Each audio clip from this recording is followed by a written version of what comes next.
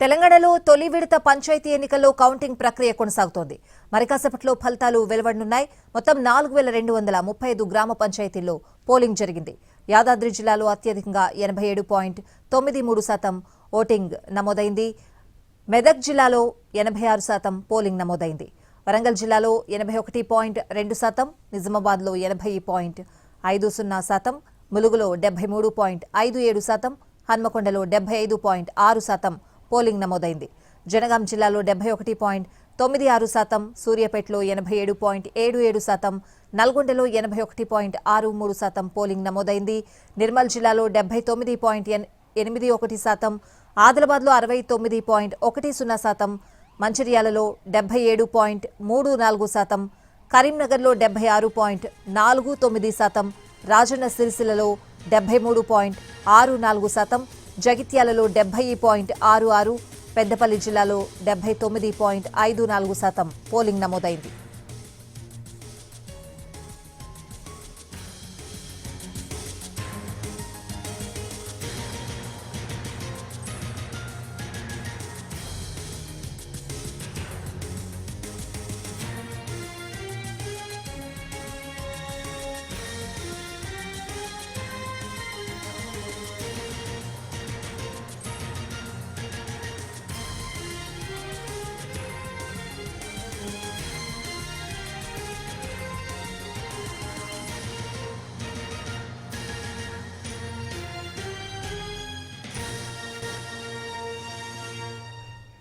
తెలంగాణలో తొలి విడత పంచాయతీ ఎన్నికల్లో కౌంటింగ్ ప్రక్రియ కొనసాగుతోంది. మరి కాసేపట్లో ఫలితాలు వెలువడనున్నాయి.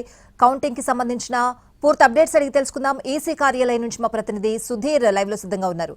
సుధీర్, కౌంటింగ్ ప్రక్రియ ఏ విధంగా సాగుతోంది?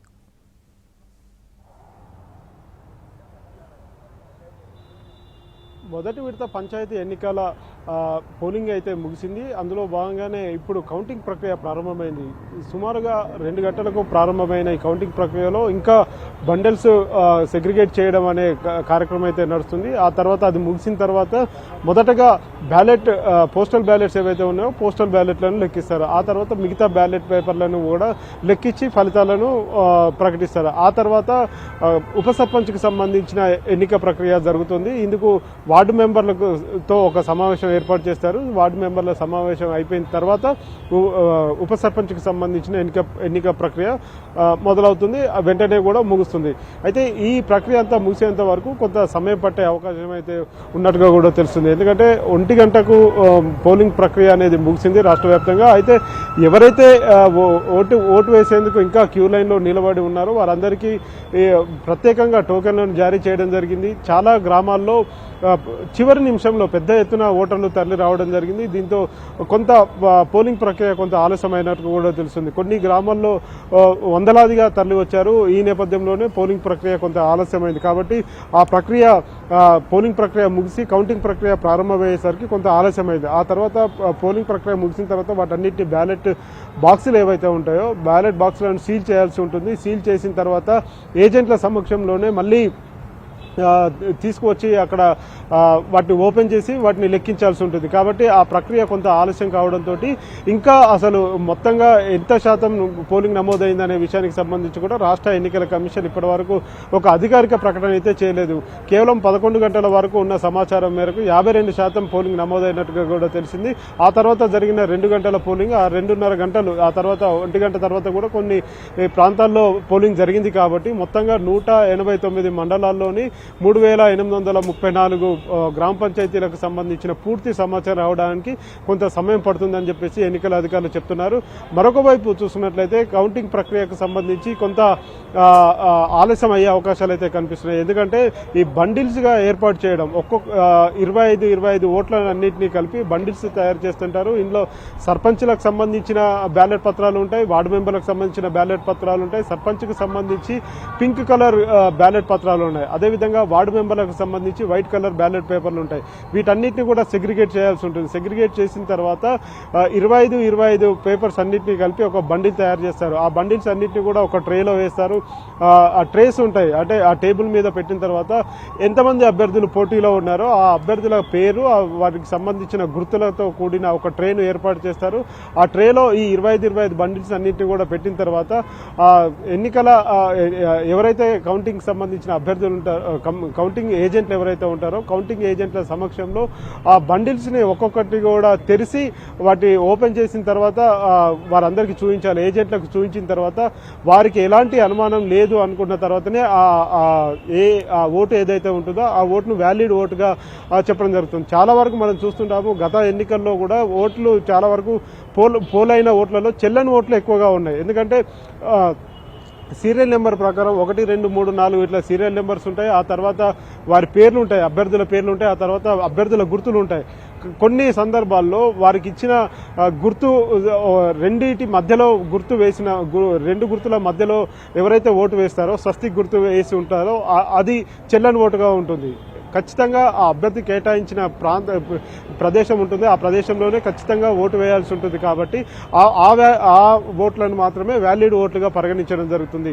ఇద్దరికి కలిపి వేసే, అంటే ఇద్దరు అభ్యర్థులకు కలిపి ఒక ఓటు వేసే అవకాశం కూడా ఉంటుంది. కాబట్టి అట్లాంటివన్నీ కూడా చెల్లని ఓట్ల కింద కూడా ఎన్నికల అధికారులు పరిగణిస్తారు. ఆ తర్వాత మొత్తంగా ఎన్ని ఓట్లు వచ్చాయి, అసలు ఎన్ని ఓట్లు పోలయ్యాయి, అభ్యర్థులకు ఎన్ని ఓట్లు వచ్చాయి, ఇట్లా అన్ని వాళ్ళంతా కూడా టాలీ చేసుకున్న తర్వాత ఏదైతే ఫలితం ఉంటుందో, ఎవరికి ఎక్కువ ఓట్లు వచ్చాయనేది చివరిగా వారు చెప్పడం జరుగుతుంది.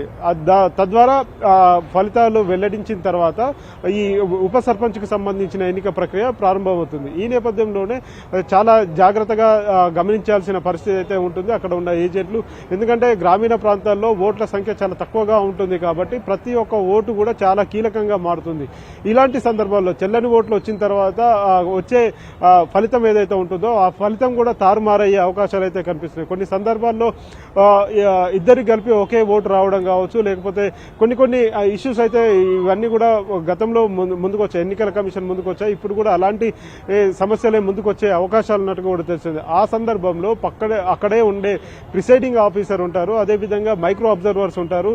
వారంతా కూడా ఓటు వ్యాలిడా ఇన్వాలిడా అనేది వాళ్ళు తేల్చే అవకాశం అయితే ఉంటుంది. ఒకవేళ వారు కూడా ఆ ఓటు వ్యాలిడా ఇన్వాలిడా అనేది తేల్చలేని పక్షంలో అది ఆర్ఓకు రిఫర్ చేయడం జరుగుతుంది. రిటర్నింగ్ ఆఫీసర్కు రిఫర్ చేస్తారు. రిటర్నింగ్ ఆఫీసర్ ఒక నిర్ణయం తీసుకుని ఆ ఓటు చెల్లుతుందా లేదా అనేది ఆయన ధృవీకరిస్తారు. తద్వారా ఆ ఓటుకు సంబంధించి దాన్ని క్యాల్కులేట్ చేయడం జరుగుతుంది. ఈ రకంగా సర్పంచ్ ఓట్ల లెక్కింపు ఉంటుంది, అదేవిధంగా వార్డు మెంబర్ల ఓట్ల లెక్కింపు ఉంటుంది. రాష్ట్రంలోని 189 మండలాల్లో మొదటి విడతగా ఎన్నికలు అయితే జరిగాయి. దీనికి సంబంధించిన కౌంటింగ్ ప్రక్రియ కూడా మరి కాసేపట్లో ముగుస్తుంది. అయితే అభ్యర్థులకు సంబంధించి కావచ్చు, ఇప్పటికే ఎన్నికల అధికారులు కొన్ని సూచనలు చేయడం జరిగింది. ఎట్టి పరిస్థితిలో కూడా అక్కడ గొడవలు చేయొద్దని చెప్పేసి కూడా సూచించడం జరిగింది.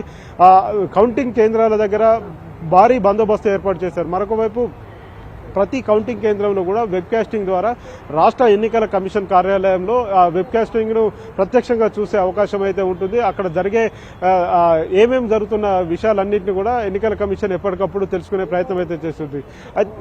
మనం చూస్తున్నాము, ఇప్పటికే దాదాపు 57 లక్షల పైచలకు ఓట్లు నమోదైనట్టుగా కూడా తెలుస్తుంది. ఆ ఓట్లు నమోదైన ఓట్లలో ఎన్ని వ్యాలిడ్ ఉంటాయి ఏంటి అనేది కూడా కొంత తెలియాల్సి ఉంటుంది. ఇప్పుడు ఇందులో నోటాను కూడా తీసుకురావడం జరిగింది. చాలా ఇప్పుడు మొదటి విడతలో దాదాపు 395 సర్పంచ్ స్థానాలు ఏకగ్రీవమయ్యాయి. ఆ తర్వాత ఉన్న 3834 గ్రామ పంచాయతీలకు సంబంధించిన ఎన్నికలు జరుగుతున్నాయి. అందులో నోటా కూడా చాలా కీలకంగా మారుతుంది. ఈ ఎన్నికల్లో నోటాకు ఎన్ని ఓట్లు పడతాయి అనేది కూడా చాలా కీలకంగా మారింది. నోటా కూడా విజయాన్ని తారుమారు చేసే అవకాశాలు అయితే కనిపిస్తున్నాయి. Swathi. Right Sudheer, thanks for the updates.